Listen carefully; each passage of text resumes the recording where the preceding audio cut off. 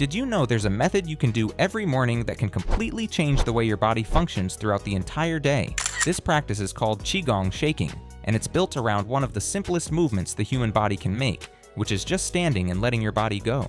This exercise has the ability to stop you from reaching for the coffee in the morning. It's that powerful. Here's what happens when you actually do this. Your body carries tension in spots you would never think to check. A lower back that stays a little too tight from working 40 hours a week, or a breath that never quite makes it all the way down into your stomach, so you're running on shallow air without ever noticing the difference. None of that shows up as pain exactly, it just quietly limits how good you feel able to move, and most of it gets written off as just how your body is now. Shaking works because it doesn't ask you to find any of that tension and consciously release it. It just shakes it loose on its own, the same way a full-body flinch releases tension in a split second without you thinking about it. You don't have to know where you're holding on for your body to finally let go, and that matters, because most people couldn't point to where their own tension lives even if you asked them to.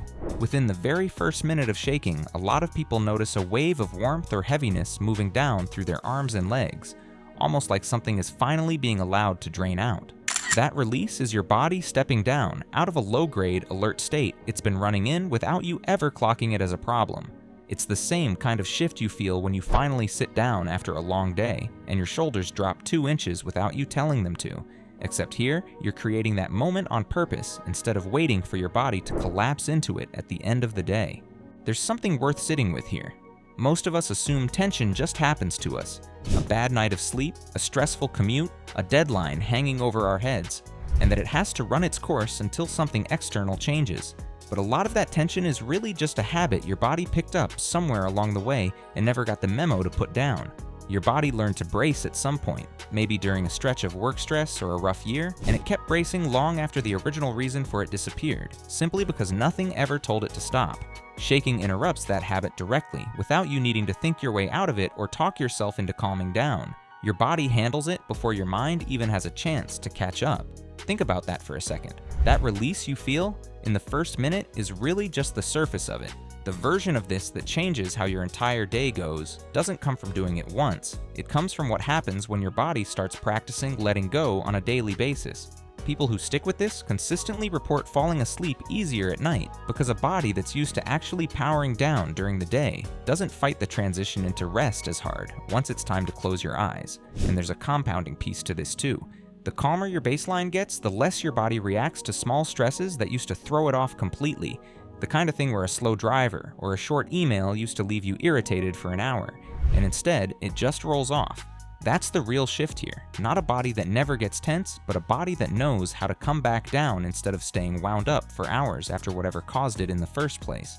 There's a difference between a body that's simply tired and a body that is actually recovered. And most of us have gotten so used to running in the first state that we forget the second one is even available.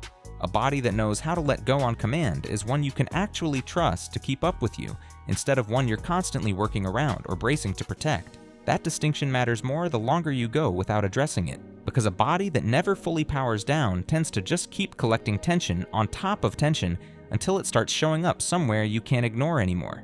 And here's where it gets even deeper, because this way of resetting your body isn't the only one worth knowing. There's a second technique that works completely differently through a different system in your body entirely, and once you see it, this morning practice starts to look a lot bigger than just one exercise. So how do you actually do this? Stand with your feet about hip-width apart, knees soft, not locked. Let your arms hang loose at your sides and just start to bounce gently through your heels, letting that motion travel up through your knees, your hips, and eventually your shoulders and arms. You aren't forcing a shake, you're just getting out of the way and letting your body do what it already knows how to do. And it can feel strange at first if you've spent years holding yourself rigid without realizing it. One thing worth watching for, if your shoulders or neck are doing most of the work, you've turned it into an effort instead of a release, so bring it back down into your legs and let it rise up naturally from there instead. And here's the number worth knowing. You don't need anywhere close to a long session for this to work. Somewhere between 1 and 3 minutes is enough to trigger that initial release, and that's genuinely all it takes most mornings. As for the deeper changes, the ones tied to sleep and your baseline stress level, those tend to show up within the first couple weeks of doing this daily. You don't have to wait months to know if this is doing anything for you. You'll likely notice a difference in how your body feels within days, and the longer you stay consistent with it, the more that effect compounds on itself. So this idea of teaching your body to actually let go instead of staying braced all day is kind of a foundation fixing that nobody thinks of doing. FitZip isn't just about the basic weightlifting and cardio fitness advice. Most programs are built around the muscles you can see and skip the small stabilizers that hold everything else together. That's exactly why so many people build strength in one area and still feel stiff, achy, or like their body is quietly breaking down somewhere else. I created the Reset Your Body Blueprint, and it's the foundation program built around those overlooked stabilizer muscles that get ignored. Aging has less to do with getting older and everything to do with what happens when we stop moving certain ways and let our bodies go quiet on us. If you want a body that can keep doing the exercises and activities you love for years to come instead of slowly breaking down, there's a QR code on the screen for you to scan with your phone, or check the link in the description below the video. Now, remember that second technique mentioned earlier. It's called rebounding, and it's done on a small trampoline, sometimes called a rebounder, that folds up small enough to tuck into a closet when you aren't using it.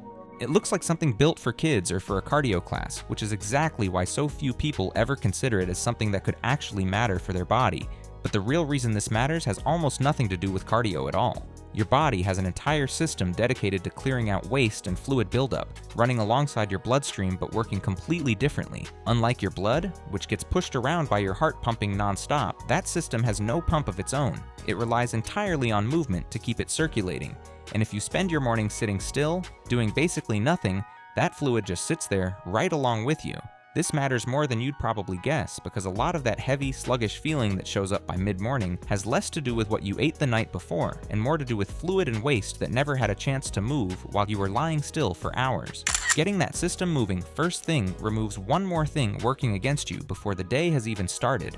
That's why the up and down motion of gently bouncing happens to be one of the more effective ways to keep that system doing its job. Every small bounce creates a change in pressure that helps push fluid through, almost like squeezing a sponge and letting it refill over and over again. That's why people who add this into their morning routine often notice less puffiness, especially in their hands and feet, along with a kind of alertness that shows up quicker than a cup of coffee usually gives you, because instead of stimulating your body with a substance, you're simply helping it do something it was already supposed to be doing on its own.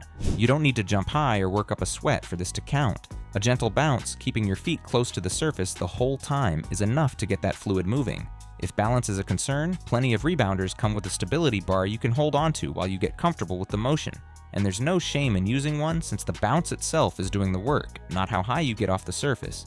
2 or 3 minutes right after Qigong shaking is a natural pairing, since your body is already primed to keep that same sense of release going, and pairing the two means you're working 2 completely different systems in your body before you've even left the bedroom.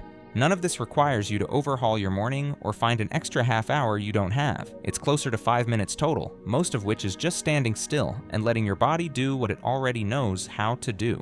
That's the idea behind starting your morning this way, giving your body a couple of minutes to reset before anything else asks something of it, so that steadier state is the one that ends up carrying you through the rest of your day. And if you want to go even further with resetting your body from the ground up, the Reset Your Body Blueprint is linked below.